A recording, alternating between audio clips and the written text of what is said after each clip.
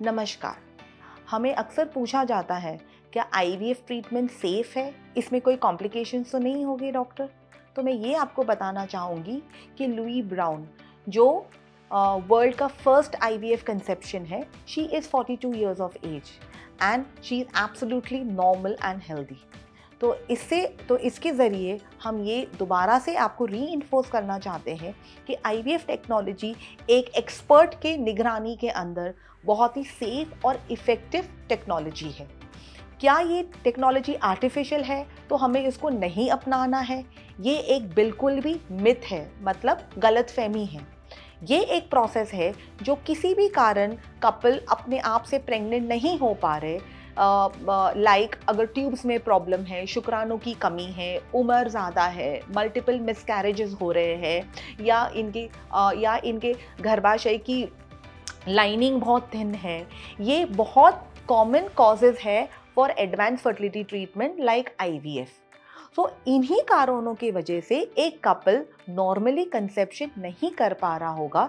इसके लिए टेक्नोलॉजी की सहायता ली जाती है पेशेंट्स को प्रेग्नेंट करने के लिए। अभी हमारा नेक्स्ट क्वेश्चन आता है कि डॉक्टर आईवीएफ के लिए हमें कैसे आगे बढ़ना है, हमें क्या क्या टेस्ट की ज़रूरत है, हमें डॉक्टर को कितनी बार विजिट करना पड़ेगा। तो फर्स्ट हमें इसको हम स्टेप बाय स्टेप डिवाइड करते हैं। तो जब भी पेशेंट्स हमारे क्लिनिक में एंटर होते हैं, हम पेशेंट्स का कंप्लीट इवैल्यूएशन करते हैं, उनकी हिस्ट्री देखते हैं, उनका लाइफस्टाइल पैरामीटर्स देखते हैं, हस्बैंड के शुक्राणु की मात्रा चेक करते हैं, यूट्रस का अल्ट्रासाउंड करते हैं, हम लेडीज़ का एग रिजर्व को चेक करते हैं, एंड हम basic liver function, kidney function, infectious parameters, ये हम बेसिक टेस्ट करते हैं। इसके बाद हम ये सारे रिपोर्ट्स को जोड़ने की कोशिश करते हैं और उनके जोड़ने के बाद हमें क्या पिक्चर दिखता है, हम उसके अनुसार पेशेंट्स को ऑप्शंस देते हैं। क्या वो नेचुरल कर सकते हैं, कंसेप्शन में उनके चांसेस क्या हैं, आईयूआई कर सकते हैं, that is intra uterine insemination, या फिर उनके लिए आईवीएफ एक बेटर ऑप्शन होगा। कभी कभी ये होता है कि पेशेंट्स में ऐसी कोई भी प्रॉब्लम हमें नहीं लगती है ये सारे रिपोर्ट्स देख के, पर तभी भी पेशेंट 7, 8, 10 साल से प्रेग्नेंट नहीं हो पा रहे हैं। फिर हम उनको ऑप्शन आईवीएफ का देते हैं, क्योंकि हमें नहीं पता कि शुक्राणु और एग काउंट का अंदर बॉडी के अंदर यूनियन हो रहा है नहीं हो रहा है। एग क्वालिटी जो हमें अल्ट्रासाउंड के ज़रिए नहीं पता लगती है, ये बहुत बहुत बड़ी गलतफहमी है कि हमें एग क्वालिटी अल्ट्रासाउंड के द्वारा पता लगती है। हमें सिर्फ अल्ट्रासाउंड के द्वारा एग की मात्रा और ये फॉलिकल का साइज़ पता लगता है, और फॉलिकल के साइज़ के अंदर एग होता है, जो आईवीएफ टेक्नोलॉजी के थ्रू ही पता लगता है। जहाँ तक कॉम्प्लिकेशंस की बात होती है, कॉम्प्लिकेशंस होते हैं मोस्ट ऑफ द टाइम बहुत ही माइनर कॉम्प्लिकेशंस है, लाइक हेडेक, वजाइनल डिस्चार्ज, सफ़ेद पानी आना, ब्रेस्ट का टेंडरनेस होना, एक लोअर एब्डोमेन में हेवीनेस फील होना, और बहुत सिवियर कॉम्प्लिकेशन है ओवेरियन हाइपरस्टिमुलेशन सिंड्रोम। इसके बारे में हम बात करेंगे थोड़ी देर बाद। तो अब तक हमें ये पता लग गया है कि आईवीएफ की इंडिकेशंस क्या है, किनको आईवीएफ के लिए जाना चाहिए, हम कौन से टेस्ट करते हैं जब पेशेंट्स हमारे पास आते हैं।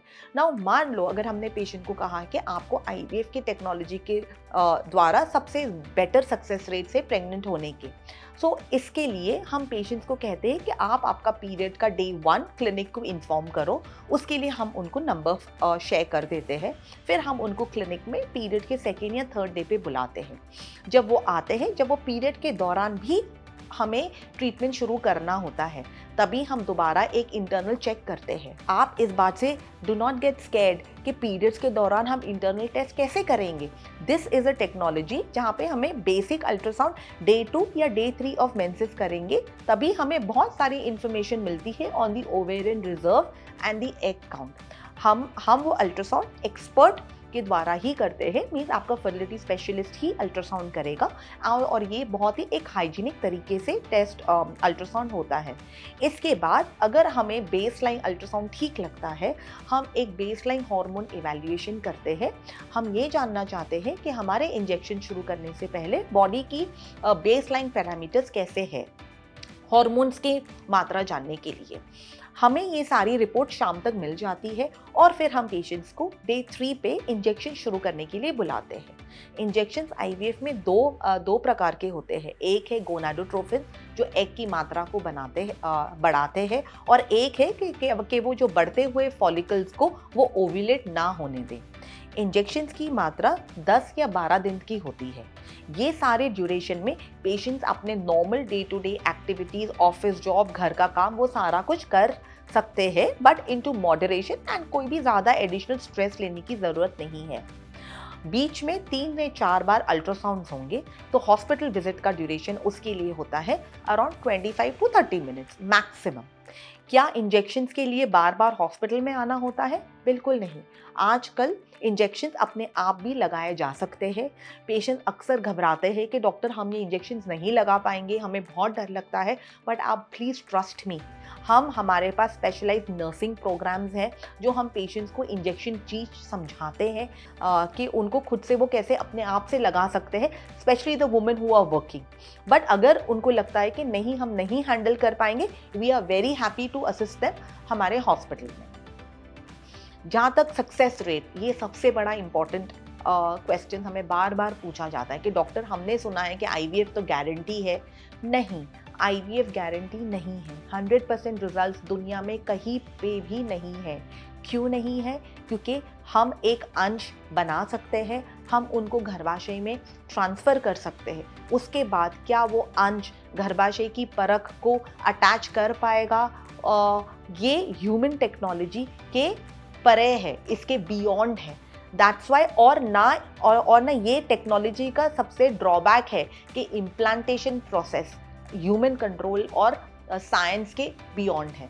सक्सेस रेट के लिए वुमेन की एज, शुक्राणु की मात्रा, गर्भाशय की स्थिति, सब कुछ मायने रखता है। बट अगर एक चीज़ अगर आप हमसे पूछे कि मैम आप बताइए एक फैक्टर जो हमारी ट्रीटमेंट को गेम चेंजर करेगा, तो वो है औरत की age. Age of the women is a powerful indicator of the outcomes. So अगर आपकी उम्र 37 ईयर्स के ऊपर है, अगर आपको शादी से 5 साल हो चुके और आप किसी भी कारण प्रेग्नेंट नहीं हो पा रहे हैं, दीज आर द पैरामीटर्स, आपको डॉक्टर को, एक स्पेशलिस्ट को आपको ज़रूर संपर्क करना है। सो हमें पूछा जाता है अक्सर कि डॉक्टर हमें कौन से एज पे आईवीएफ सबसे सक्सेसफुल होता है। सो मैं आपको पिछली बार भी बता चुकी हूँ that age of the women, अगर आपको लगता है, आपके डॉक्टर ने या आपके गायनेकोलॉजिस्ट ने आपको रेफ़र किया है कि आपको आईवीएफ की सहायता जल्दी लेनी चाहिए, तो earlier the better. Younger the age of the women, better is the reproductive outcome. फिर हमें पूछा जाता है कि डॉक्टर अगर ये ट्रीटमेंट अनसक्सेसफुल होता है, तो हमें क्या दोबारा ये 10 से 12 दिन के इंजेक्शंस लेने हैं, पूरा हमें ये प्रोसेस करना है? तो आंसर इज़ अगेन येस और no.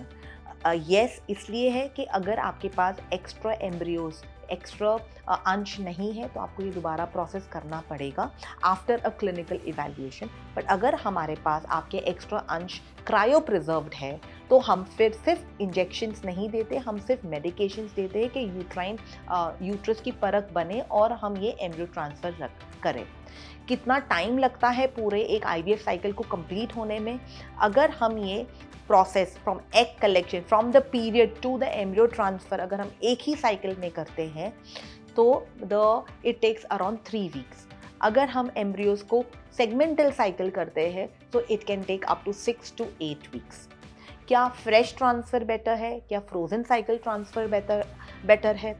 Into my opinion, yes, हम धीरे धीरे फ्रोजन साइकिल ट्रांसफर्स के पास ज़्यादा जा रहे हैं, but in my experience and in my learning curve, I have seen कि मैंने ये देखा है कि हर एक पेशेंट यूनिक है, हमें एक इंडिविजुअलाइजेशन प्रोटोकॉल फॉलो करना है।